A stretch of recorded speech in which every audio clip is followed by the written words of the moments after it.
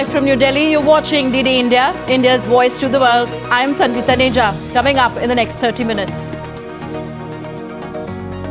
Ukraine's president has named a replacement after sacking the country's defense minister.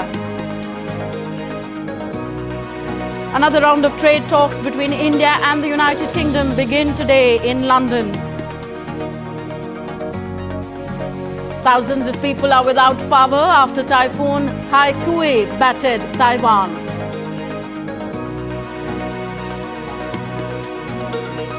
India's G20 Presidency is giving voice to Global South. Speaking exclusively to DD India, India's External Affairs Minister Dr. S. Jaishankar says India has the ability to bridge gap between the North and the South.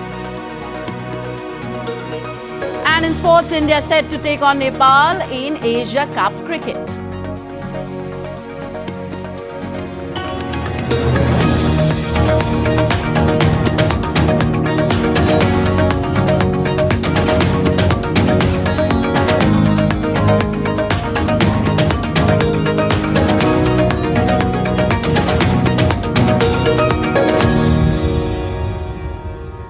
A year and a half into Russia's invasion of Ukraine, its president, Volodymyr Zelensky, has sacked the defense minister, Alexei Reznikov, replacing him with Rustem Umerov. The change is yet to be approved by parliament, but it's likely to be supported by a majority of lawmakers.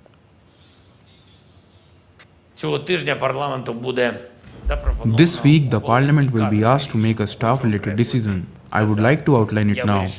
I have decided to replace the Minister of Defense of Ukraine. Alexei Reznikov has been through more than 550 days of full-scale war.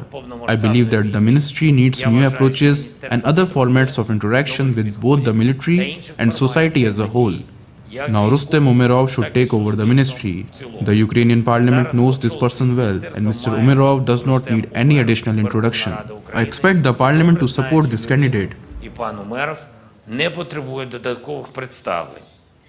Meanwhile, Zelensky has announced that he has struck a deal with France to train its fighter pilots, adding that during his conversation with French President Emmanuel Macron, the pair also discussed what Paris could do to help and protect Kiev further without giving any more detail.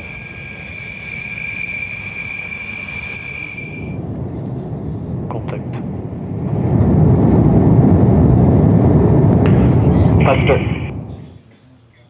Turkish president is to get to Russia for talks with his Russian counterpart. Ankara says it plays a leading role in the effort to revive the Black Sea grain deal. Erdogan's chief foreign policy advisor said Ankara is cautious yet hopeful to achieve success because this is a situation that affects the entire world. Russia blamed the West for its decision not to extend the deal earlier this year. DD India correspondent Dasha Chernyshova has more from Moscow. Grain is expected to dominate the talks between the Russian President Vladimir Putin and his Turkish counterpart Recep Tayyip Erdogan in Sochi on Monday. Ankara said it was hoping to achieve success in a matter that it says is important for the whole world. Moscow refused to renew the Black Sea grain deal almost 6 weeks ago, citing the lack of implementation of the Russian part of this arrangement. Moscow said obstacles to Russian exports of fertilizers and food had never been removed. Moscow also came up with its own proposal, which it says is a working alternative to the Black Sea grain deal. Under this proposal, Moscow says it would send up to 1 million tons of grain to Turkey at a discounted price with financial support from Qatar to be processed in Turkey and sent to the countries most in need. Moscow has blamed the West of unwillingness to implement the Russian parts of this deal and says it is easier to find new routes than have the West implement the Russian demands under the previous arrangement. In the meantime, Moscow has promised to supply 6 African states with Russian grain for free. That work is ongoing. Moscow and Ankara are also expected to touch upon the regional issues as well as international agenda. Dasha Chernyshova reporting in Moscow for DD India. South Africa's president is refuting allegations that the country transported ammunition to Russia. Cyril Ramaphosa says the claim is baseless as an official inquiry found no evidence supporting the allegations. The claims sparked a diplomatic row and questioned South Africa's stance of non-alignment and neutrality in the ongoing Russia-Ukraine war.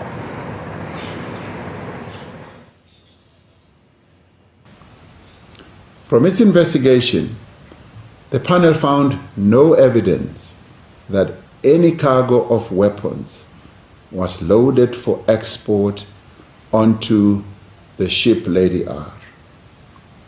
The panel found that there was no evidence to support the claim that the ship transported weapons from South Africa destined for Russia. When all matters are considered, none of the allegations made about the supply of weapons to Russia have been proven to be true, and none of the persons who made these allegations could provide any evidence to support the claims that had been leveled against our country.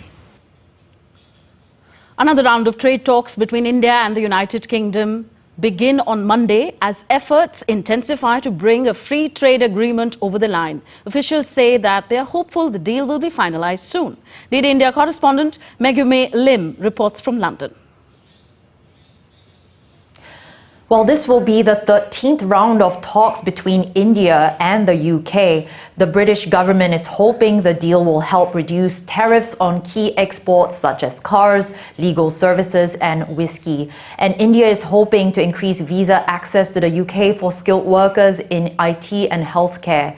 The UK is the largest European market for IT services from India, but the possibility of more migration from India to the UK has been a sticky issue throughout negotiations. It is a politically sensitive topic in Britain, where the government has vowed to bring down net migration. Another hurdle that has come up recently is concerns over conflict of interest. Some members of parliament in the UK have called for Prime Minister Rishi Sunak to be more transparent about his family's financial interests in India. Sunak's wife owns shares worth more than $600 million in Indian IT services company Infosys, which could stand to benefit from the FTA. But officials are optimistic that these issues can be resolved on the sidelines of the upcoming G20 summit, which will take place in New Delhi from September 9th.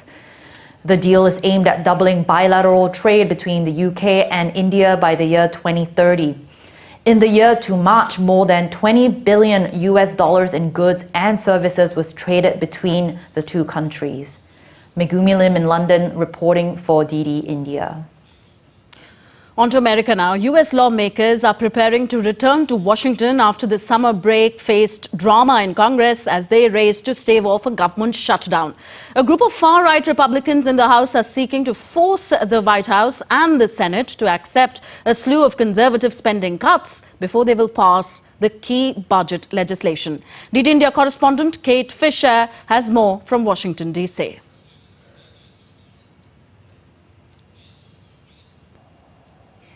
The House and Senate have until the end of the month to agree terms to fund the federal government. If they don't, it will shut down. Lawmakers need to approve 12 appropriation bills, each of which funds a different part of the government. Often, in the past, some or all of them have been combined into a single omnibus bill, but in his struggle for votes to be elected House Speaker, Kevin McCarthy promised Conservatives that the House would handle each bill on its own, and so far, none has passed the full House or the full Senate. It might not be as calamitous as breaching the debt ceiling would have been, but if the government shuts down, it will affect hundreds of thousands of federal workers, and it could impact the broader economy. Speaker McCarthy reached a deal with President Joe Biden to avoid that debt default in May, but under pressure from Conservatives who opposed it, he's now encouraging the drafting of bills below the spending limits that had already been agreed. So Mr. McCarthy may end up having to either side with those right-wing hardliners and set up a major clash with the White House, or cut a deal with Democrats to pass the bill. But making concessions to Democrats is likely to anger those members of his own party who've already threatened to call a vote to oust him from his post. So most analysts believe that the bills will not be passed before the October the 1st deadline, and so they think a shutdown is likely, meaning hundreds of thousands of federal workers going without pay and disruption across the government. Kate Fisher in Washington reporting for DD India. US President Joe Biden has said that he's disappointed that his Chinese counterpart, Xi Jinping, is reportedly planning to skip the G20 summit here in New Delhi this week. China's Premier Li Qiang is expected to represent Beijing at the meeting in the Indian capital, with Biden set to arrive for a 3-day visit on Thursday. Not publicly.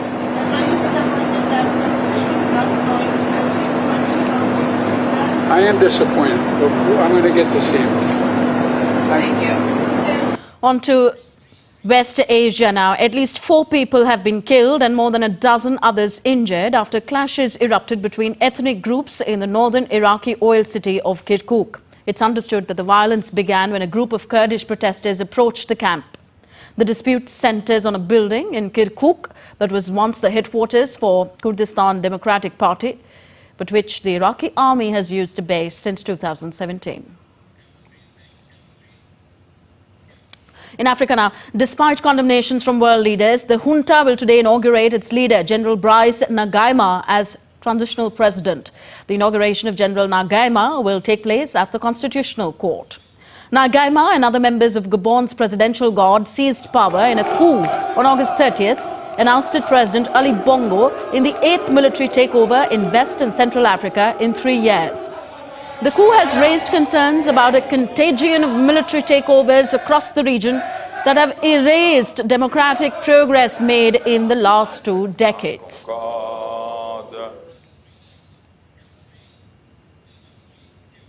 The Prime Minister of the German state of Bavaria is going to keep his deputy in office despite calls for Hubert Aiwanger to be sacked after he was found to have disturbed an anti-Semitic flyer during his school days.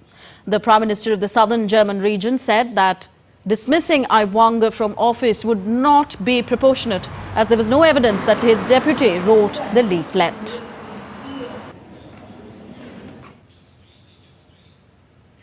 Israeli Prime Minister Benjamin Netanyahu held bilateral talks with the Cypriot President in Nicosia on Sunday, ahead of today's trilateral meeting with the Greek Prime Minister. It's understood that they spoke about energy cooperation and Israel's relations with the European Union, with Netanyahu having this to say after the meeting.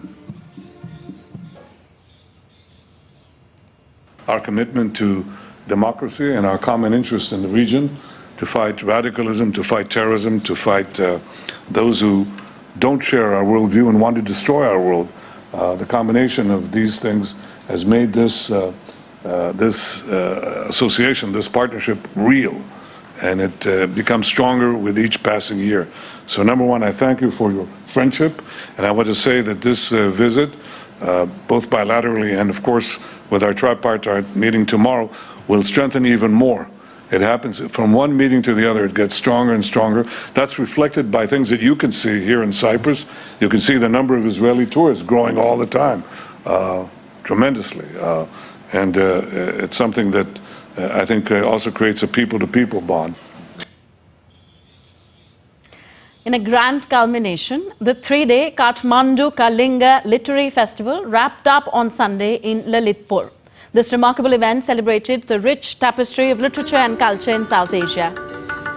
Notably, several luminaries from India, Bhutan, Bangladesh, Sri Lanka and Nepal were honoured during this literary festival. You're watching DD India Live, still to come in this edition. The 4th Sherpa meeting is underway in the Indian state of Haryana.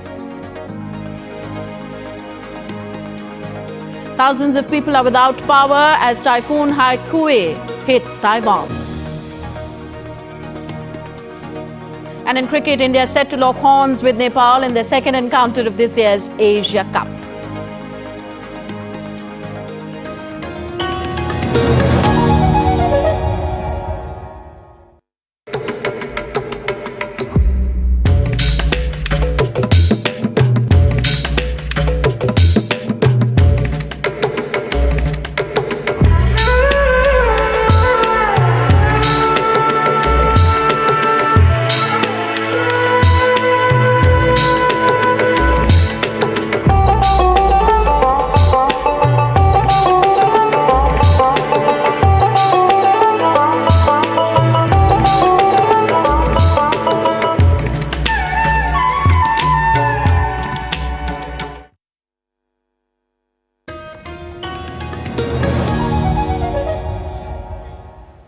Welcome back. You're watching DD India Live. I'm Tanvi Taneja. Now to the build-up for the 18th G20 summit being held here this week in New Delhi.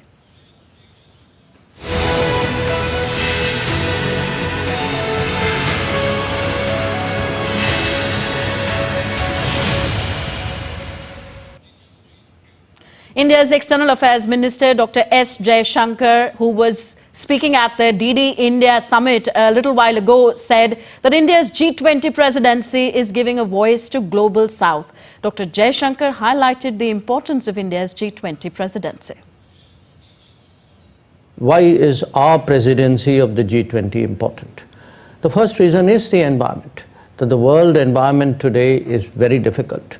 You have a very sharp east-west polarization. You have very big north-south divides, gaps. The second is, within this larger universe of problems, what are the priorities? And we have focused on the priorities using the concept of Global South. And finally, what has been different the way we have done it. And I think a lot of it derives from Prime Minister Modi's belief in Jan Bhagidari. Now, the fourth and final meeting of the G20 Sherpas began on Sunday at noon in the northern state of Haryana, close to the national capital, New Delhi. The Sherpas represent the different nations taking part, and their talks will lay the foundations for the upcoming G20 summit, which will start in New Delhi on Saturday.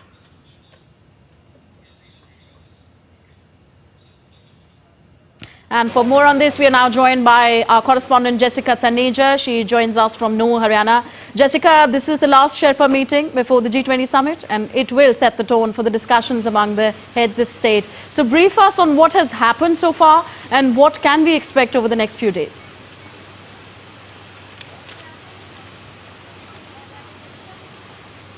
That's right, Tanvi. This is one of the most crucial meetings right up to the build-up for the summit next weekend that New Delhi will be hosting for the G20 nations, along with the guest invitees. The guests and the Sherpas and the Sioux Sherpas arrived yesterday at noon.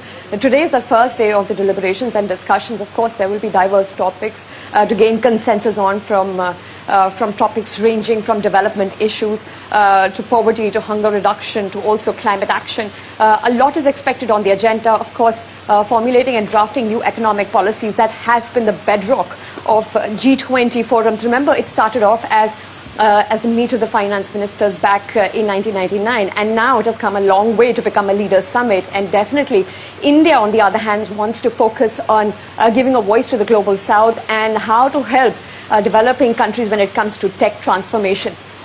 Jessica, the foreign delegates of the G20 have been praising India's cultural diplomacy. So what will the foreign delegates get to see as far as the culture of Haryana is concerned?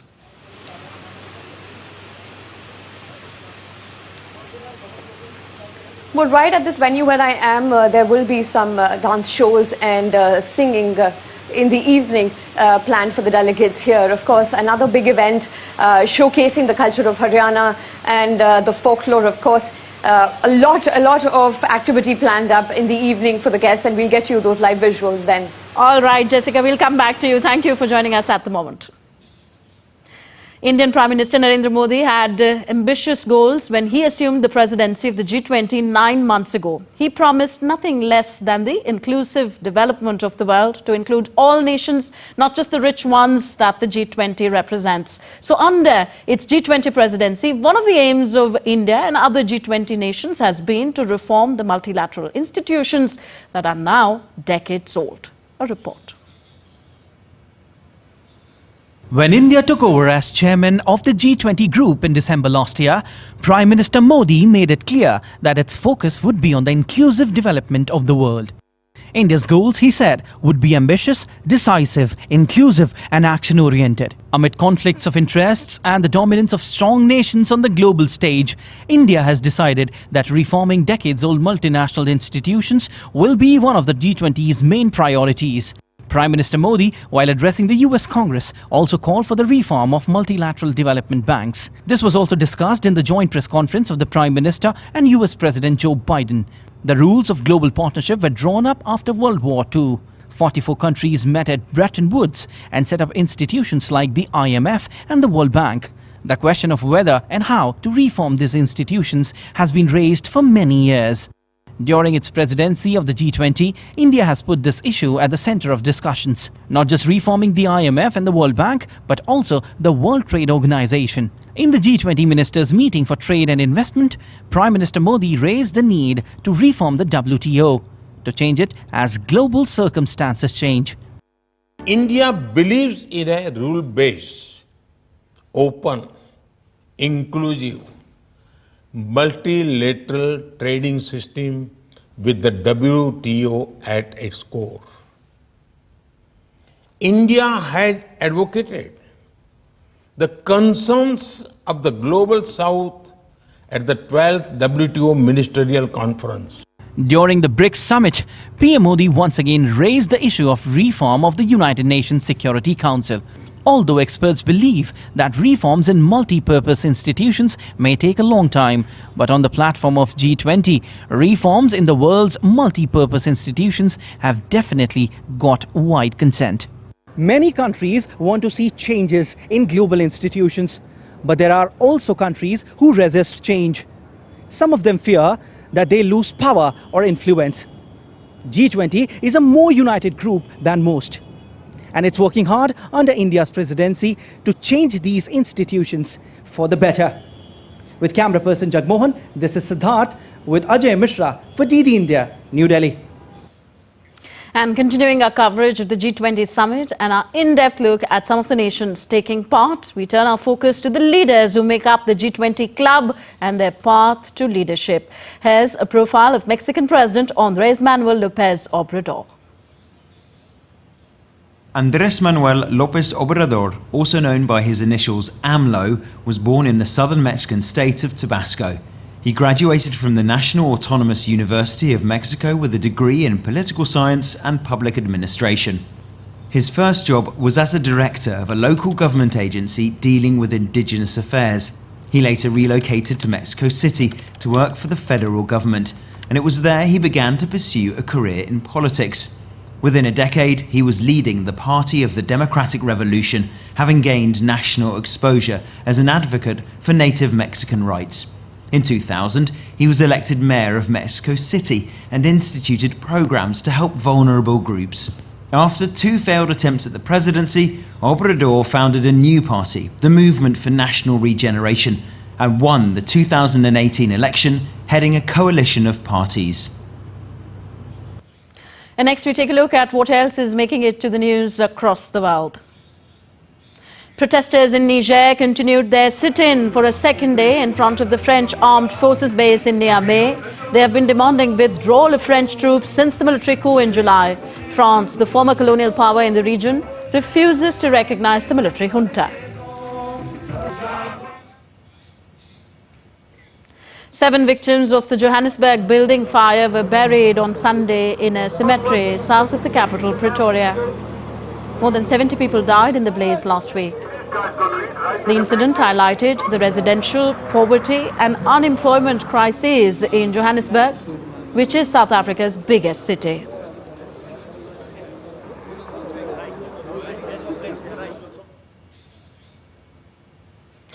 Now on to Taiwan. More than 30,000 households were left without power after Typhoon Haikui barreled into the east-southern regions of the country. The first to directly hit the country in the last 4 years, dozens of people have been injured in the region smashed by the typhoon. Domestic flights and ferry services to surrounding islands have also been cancelled, with around 3,000 people also evacuated. Soldiers have been deployed to help with flood relief and evacuation efforts, while many areas remain without power. Torrential rain swept across Spain on Sunday, leaving roads flooded. Heavy downpours on Spain's east coast confined residents to their homes. The National Weather Agency issued a maximum red alert, warning residents to stay inside. And on to sporting action now. India will play Nepal today as the Asia Cup nears the Super 4 stage. The cricket match between India and Pakistan was washed out, so this will be India's first match at this year's tournament. After having a whitewash in previous fixtures against Pakistan, India will face Nepal in the second encounter on Monday. India are ranked number 2 in Group A with the 1 point and need to win or tie against Nepal to qualify for the Super 4 stage. The men in blue were seen struggling against the potent seam attack of Pakistan, as they were reduced to 66 for the loss of 4 wickets after 14.1 overs. Star batters Rohit Sharma, Virat Kohli, Shubman Gill and Shreyas Iyer returned to the pavilion cheaply. However, knocks from Ishan Kishan and Hardik Pandya helped India to score decent. On the other hand, Nepal were completely outplayed in their opening fixture against Pakistan. The Rohit Pudel-led side was bundled out for just 104 runs. Nepal need a must-win to progress to the Super 4 stage of the continental tournament. After losing against Pakistan, Nepal is currently at the bottom position in the Asia Cup 2023 points table. Both the sides will be desperate to get a win under the belt and progress to the next stage in the upcoming fixtures.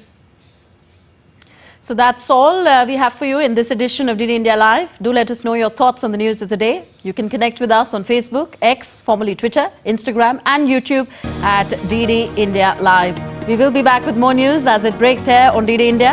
I am Tanvi Taneja. From all of us here in New Delhi, thanks for watching. Namaskar.